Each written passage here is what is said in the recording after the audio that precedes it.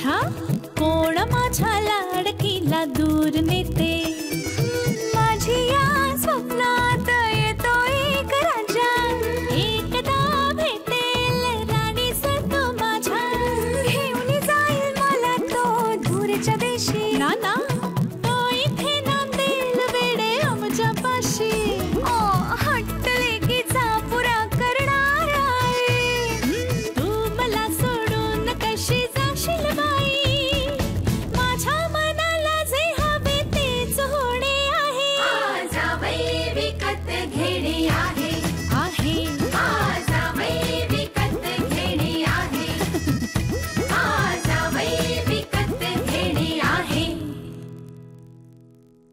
ही idea चांगली आहे. नाही म्हणजे सोनं देऊन पैसे मिळतात हे मलाही माहिती होतं, पण काल कसं लक्षात नाही आलं माझ्या.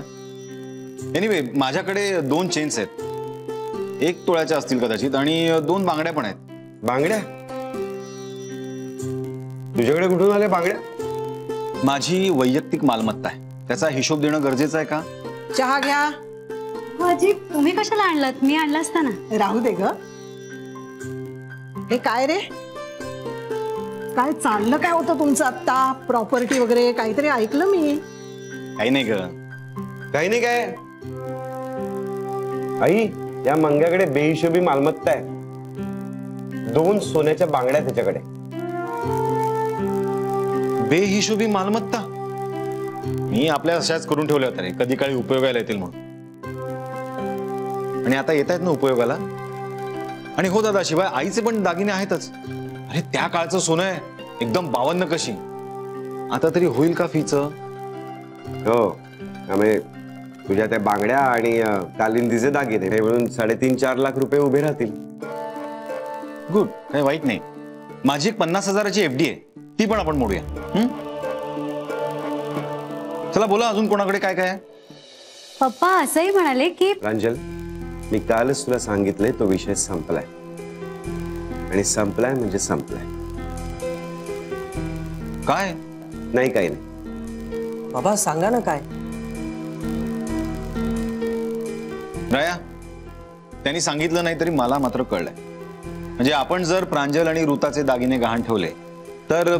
आमचे दागिने?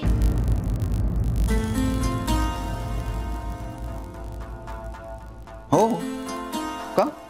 काही प्रॉब्लेम आहे? प्रॉब्लेम आहे ना. म्हणजे काय प्रॉब्लेम आहे? हा काय काय प्रॉब्लेम काय आहे? नाही आज आम्हाला कळायलाच हवं. तुला काय प्रॉब्लेम आहे सांग. मंग्या, दादा आपण वहिनींचे पण दागिने घेतो आहोत ना, आणि तेही नाईलाज म्हणून. मंग्या सांगितलं ना बास म्हणून. अरे आणि ऋता, तुम्ही जरा गप्प बसत जा. आम्ही तुझ्या आणि प्रांजलच्या दागिन्यांना हातही लावणार नाही होत. प्रांजल मला कालच म्हणाली होती की तिचे दागिने गहाण टाकूया, पण तरी मी नाही म्हणालोय.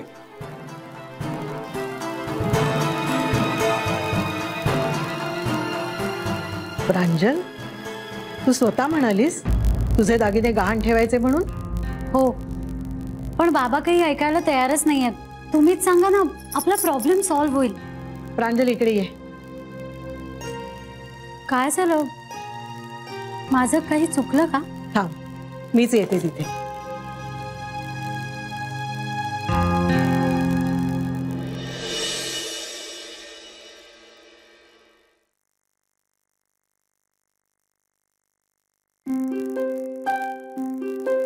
आजपर्यंत माझ्या नावावर जेवढं पुण्य जमा झालं असेल ना, ते आजपासून तुला मिळो.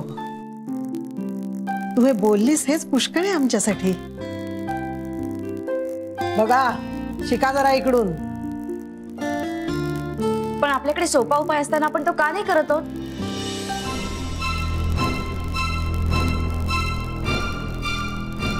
तुझ्याकडे काही उपाय आहे, आणि तो पण सोपा? सांग काय काय. म्हणजे आपण आपल्या कुणा ओळखीच्या व्यक्तीकडून एवढे पैसे मागून घेऊ शकतो ना. सांगा सांगा हिला आता. वहिनी, अगं बाबा सगळ्यांनाच भेटायला गेले होते, पण कुणीच काहीच मदत करायला तयार नाहीये. तुझी मम्मा सुद्धा? काय म्हणालीस तू? म्हणजे वीणाताई पण नाही म्हणाल्या का? नाही, आपण अजून त्यांना विचारलेलंही नाहीये. अहो मग विचारायचं ना, त्या नक्की मदत करतील.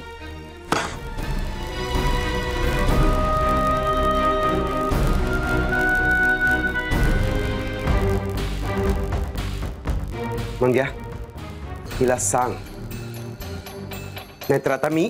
दादा दादा दादा तू शांत हो प्लीज. आणि ऋता, आज हे बोललीस, पुन्हा असं बोलायचं नाही. अहो पण मी नाही, आम्हाला माहिती आहे तू खूप निर्मळ मनानं बोललीस, पण चुकीचं बोललीस. तेव्हा आता शांत राहा. तू एक काम कर, तू किचन मध्ये जा आणि दुपारच्या जेवणाचं काय करायचं ते बघ.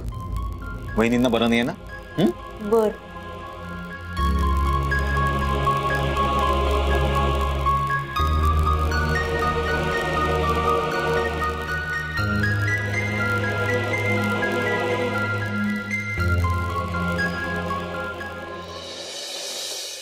आज खूप काम आहे ऑफिसमध्ये. आपलं ज्या कंपनी बरोबर कोलॅबरेशन आहे ना, त्या कंपनीचे लोक येणार आहेत आज, त्यामुळे स्टाफलाही ट्रेन करायचं आहे. बँकेने पण ग्रीन सिग्नल दिलाय. वीणा, तुझं माझ्या बोलण्याकडे लक्षच नाहीये का? असं कसं तुम्ही आत्ताच काहीतरी म्हणालात ना, ट्रेनला ग्रीन सिग्नल मिळाला. ट्रेनला आपल्या प्रपोजलला ग्रीन सिग्नल मिळालाय आणि आपल्या स्टाफला ट्रेन करायचंय. हा तेच तेच ते. अगं बाई, एक ग्रीन म्हणजे हो. वीणा, बरी आहेस ना तू? हो हो, दुसरी नाही वाजली तर ठीकच असणार.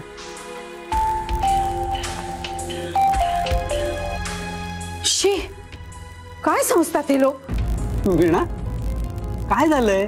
कोण काय समजतंय?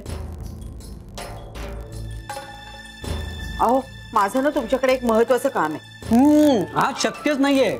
मला आवरून पटकन ऑफिसला जायचंय. तुम्ही पटकन या, मी लगेच सांगते. नाही, आज मला खरंच वेळ नाहीये.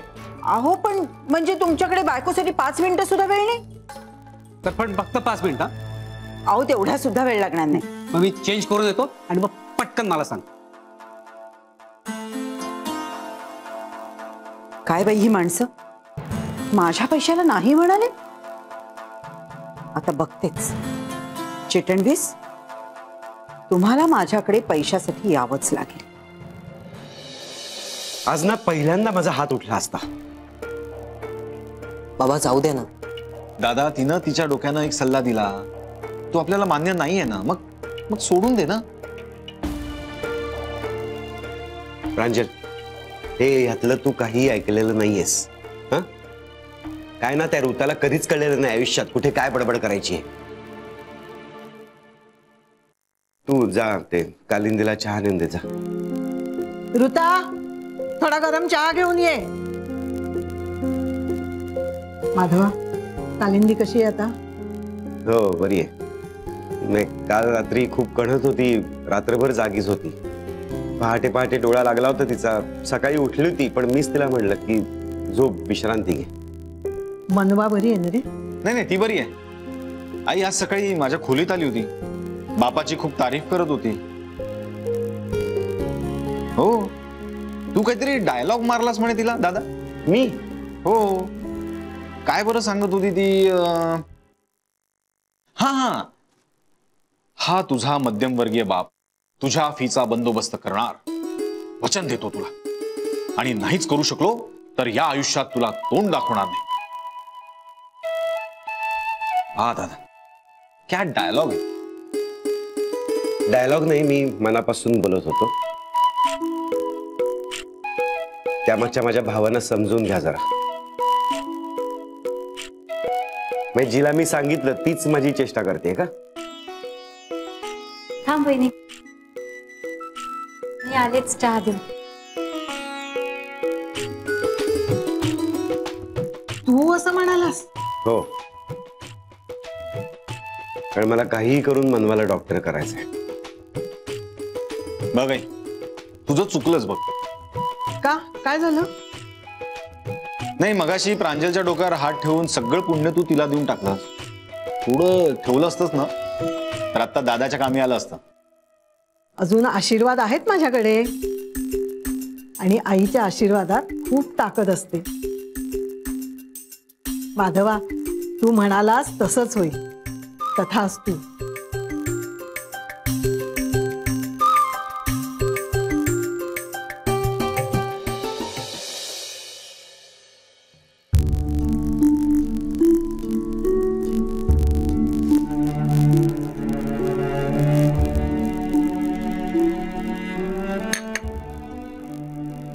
बस झालं मला. अहो आई थोडंसंच राहिलंय, संपवून टाका ना. नाही, खरंच नको. मला यांनी सकाळी सांगितलं तू रात्री काय बोललीस ते.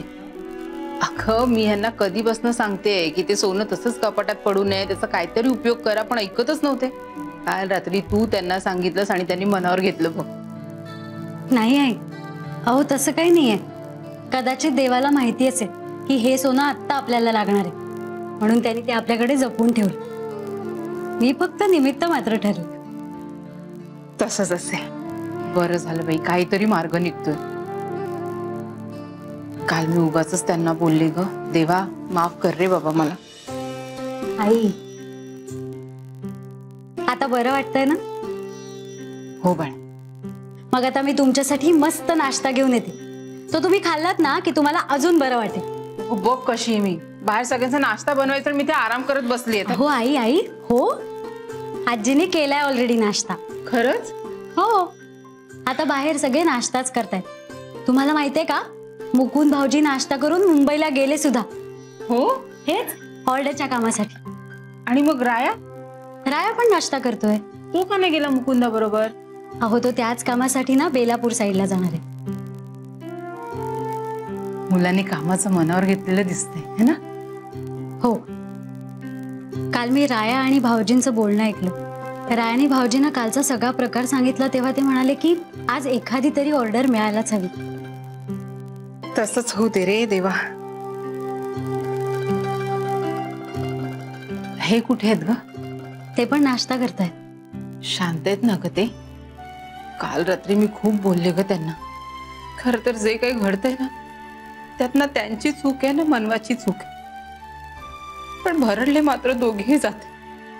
पुढे काय होणार आहे ते परमेश्वरालाच ठाऊ. आई ते शांत व्हा बघू. घरच्या सोन्यातून थोडी पैशाची व्यवस्था झाली आहे ना.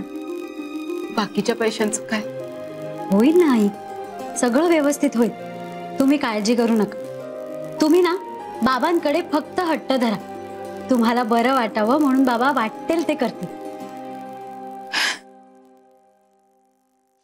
मी ना आतापर्यंत त्यांच्याकडे कसलाही हट्ट केला नाही.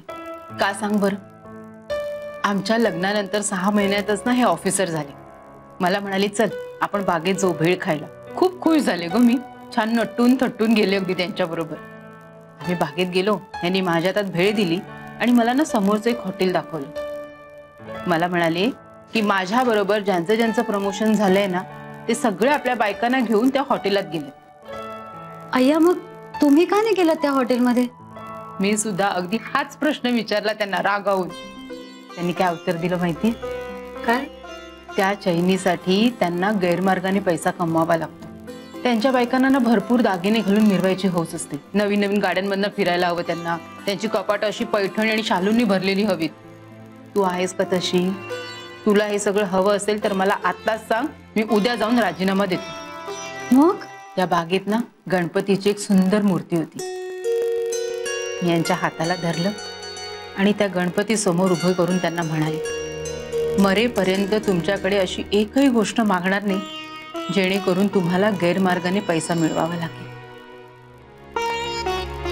मग आता तुम्हाला त्याचीच भीती वाटते का?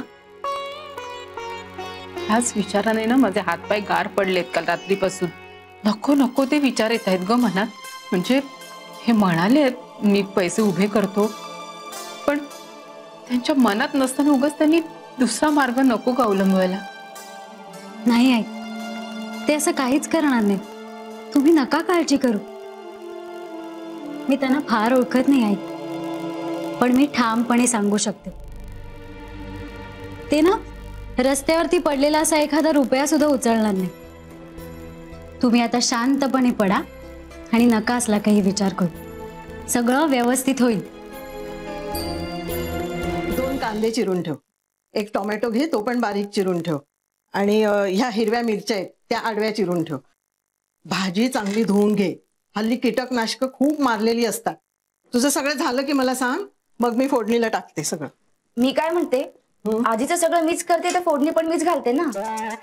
नको, स्वयंपाकात फोडणी महत्वाची असते. ती चुकली ना तर चवच जाते स्वयंपाकाची. आणि ती तू चुकवणारच, हे तुलाही माहिती आहे. हो पण मग शिकवा ना मला. उद्या आमचं घर झालं म्हणजे सगळं मलाच बनवावं लागेल ना. तुमचं घर? कांदा उभा चिरू की आडवा? 1 मिनिट, काय म्हणालीस तू? तुमचं घर? नाही म्हणजे मला म्हणायचं होतं उद्या समजा घरात आम्ही दोघच असू तर सगळं मलाच बनवावं लागेल ना. तुम्ही दोघच म्हणजे? मी दोघच म्हणजे मी आणि प्रांजल. प्रांजलला स्वयंपाक बनवता येत नाही ना, मग मलाच सगळं बनवावं लागणार. अगं मग दोघच काय, दोघीच म्हण ना. हो मला तेच म्हणायचं होतं. काय बोलतेस, तुझं तुला तरी कळतंय का? कठीण आहे. स्वतःच्या जिभेवर नाही ताबा, तू काय लोकांच्या जिभेचा ताबा मिळवणार? हो मिळवेन ना मी. मला शिकवा ना, आता शिकवा ना प्लीज. आत्ता नको, नंतर शिकवेन मी तुला सगळं. अरे राया आणि प्रांजल आले की. मग काय झालं? नाही असंच. राया, मनवाच्या आवडीचा बेत चाललाय, म्हणजे तेवढंच जरा लक्ष तिचं दुसरीकडे राहील ना. वा, मी काही मदत करू का? अगं नको, ही आहे ना मदतीला, ती करेल मदत. हो. आजी मी तुला हे विचारायला होतो की गुरुजींना मुहूर्ताचं विचारलंस का? अरे कालच विचारलं होतं, पण काल तुम्ही दोघं आलात घरात तेव्हा रामायण घडलं होतं, मग ते सांगायचं राहून गेलं. परवाचा मुहूर्त चांगलाय म्हणाले. वा, दादाला सांगून परवाचं फिक्स करून टाकूया. प्रांजल, तुला चालेल ना? हो, सगळे म्हणतील तसं. मी पण आहे इथे, या घरची मोठी सून. विसरलेच हो, विसरले गो बाई. तुला चालेल ना? हो चालेल, पण ऑर्डर मिळाली आहे का एखादी? नाही तर मारे अगदी मुहूर्त व्हायचा आणि पुढचे 2 महिने काहीच काम नाही असं व्हायचं. तुला खवचटासारखं बोललंच पाहिजे का? अहो मुद्दाम विचारलं, म्हणजे जोमानं मागे लागतील हे. आजपासून मी आणि दादा जोरात प्रयत्न करणार, एक तरी ऑर्डर नक्कीच मिळणार. तथास्तु. हो पण कुठे जायचं माहितीये ना? नाही कारण मुकुंदाच इतके दिवस सगळं बघत होता ना. नाही, रायाचं बोलणं झालंय भाऊजींशी, ते दोघे एकत्रच जाणार. मग ठीक आहे. आजी येतो मी.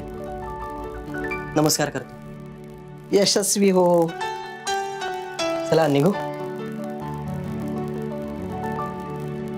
आजी जा जा जा. हा तर मी मगाशी बरळत होते ना ते. एक मिनिट. नाही तू कारण कशाला देतेस? मला सवय आहे त्याची. मी तुला असं अनेक वेळेला एकटेला बडबडताना ऐकलंय. होतं या वयामध्ये असं होतं. अहो तुम्हाला ही चेष्टा वाटतेय का? मी रात्रभर झोपू शकले नाहीये. हो का? नाही म्हणजे मी 2 वेळेला पाणी प्यायला उठलो तेव्हा तू छान गाढ झोपली होतीस. असं तुम्हाला वाटलं? मी डोळे बंद करून विचार करत होते. कसला? तुम्ही त्या चिटणविसांच्या मुलीबद्दल मला सांगितलं. एकदा मला वाटलं जाऊ दे ना, आपल्याला काय करायचंय, पण नाही हो. माझं मन की नाही मला स्वस्थ बसू देईना.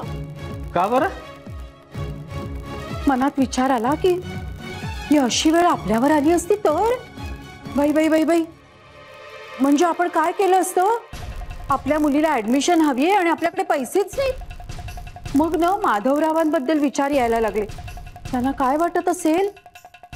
म्हणजे त्यांच्या मुलीला ऍडमिशन हवी आहे आणि त्यांच्याकडे पैसेच नाहीत. ना पैसे, ना प्लॅनिंग, ना सेव्हिंग. बाई बाई, हा तर नाकर्तेपणाचा अगदी कळस झाला. वीणा, तुझ्या मनात काय आहे ना ते कळतंय मला. हे बघ, मी तुला पुन्हा निक्षून सांगतोय, तू ह्या भानगडीत पडू नकोस. हेच मला आवडत नाही. मी काहीही केलं तरी तुम्ही उलटच बोलणार, माहिती होतं मला.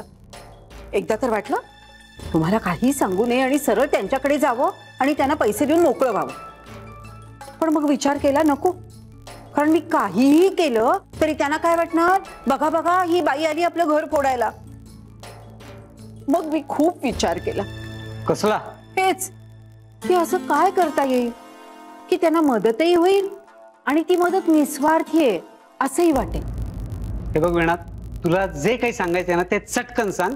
तुझी 5 मिनिटं संपली. मला एवढेच सांगायचंय की तुमच्या मनात माझ्या हेतूबद्दल, माझ्या वागणुकीबद्दल संशय आहे ना, मग तुम्ही द्या ना पैसे. आणि तुम्ही पैसे दिले की माझा प्रश्नच येतो कुठून? पण मी तुमची बायको आहे म्हणून, मी प्रांजलची आई आहे म्हणून आणि तुमचा माझ्यावर विश्वास नाही म्हणून त्या मुलीचं नुकसान नका होऊ देऊ. काही करा, अगदी कर्ज म्हणून द्या, पण त्यांना पैसे द्या. वीणा, मी कितीही ठरवलं ना तरीही हे शक्य होणार नाही. हे बघ, प्रांजलनी मला अगदी स्पष्टपणे सांगितलंय. त्यांनी तिला हे बजावूनच पाठवलं होतं की माझ्याकडनं पैसे घ्यायचे नाही. त्यामुळे त्यांना फोन करून किंवा निरोप पाठवून हे असला लोचटपणा मी करणार नाही. अहो पण का? वीणा, हे बघ, ते खूप स्वाभिमानी लोक आहेत आणि मी जर का असा वागलो ना तर त्यांना त्रास होईल. स्वाभिमान दुखावला जाईल त्यांचा. कदाचित माझ्याबद्दल सुद्धा गैरसमज निर्माण होतील. त्यांना असं देखील वाटेल की प्रांजलला एवढं सांगून सुद्धा प्रांजलने हा आगाऊपणा केला. हे बघ, त्यामुळे हे शक्य नाही. तू कितीही विनवण्या केल्यास ना तरी सुद्धा. हा, आता समजा तेच जर का इथे आले तर मी नाहीही म्हणणार नाही. कारण माझी मुलगी ज्या घरामध्ये राहते त्या घराचं सुख हेच माझ्या मुलीचं सुख, हे जाणतो मी. हे बघ, पण त्यासाठी त्यांना इथे यावं लागेल. हे बघ, मी निघतो, मला उशीर होतोय आता. म्हणजे आता त्या चिटणवीसांना ह्यांच्या पायाशी आणावं लागणार. बाई बाई बाई बाई, एवढी कामं आहेत मला.